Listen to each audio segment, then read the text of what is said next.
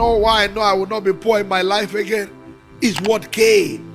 Maya Balaka. 1 year, there was an opportunity. I was still in Port Harcourt. We were doing some outreach to some villages. And I put up a lot to say, Lord, I am supporting this. But when I was going to give what I had put up, the Lord said, hold on.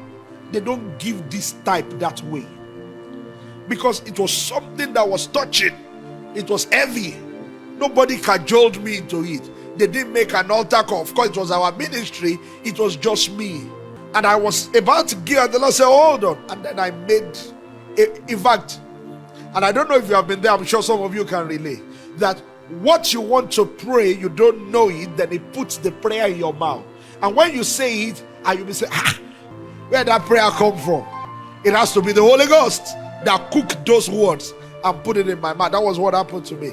And I make those declarations. I still remember them. I don't need to tell you, but listen, it is what has anchored my life for almost 20 years now.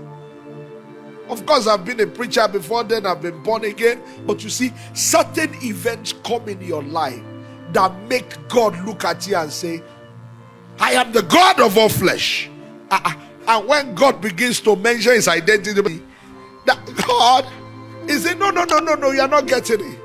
And go and check it. God doesn't just psych Himself. When He's psyching Himself like that, He wants to do something brutal. He did it to Abraham. He did it to Moses. He said, I have revealed myself to others, but by my name Jehovah, they did not know me. Hallelujah.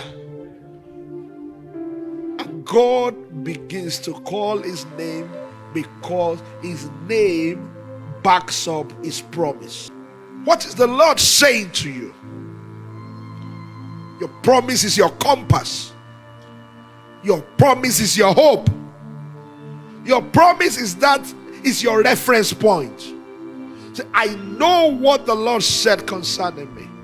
Caleb said to Joshua, you know those days when we were boys, that the Lord said He will give us this. He will give us this. Now, give me this mountain. Let me go and take over. Your promise defines areas you should be pursuing. It defines your area of pursuit. God gives promises. I've been a beneficiary of God's promises in my life. It says, you will not die but live. I came close to death. I came close to death. But He says, you will not die but live.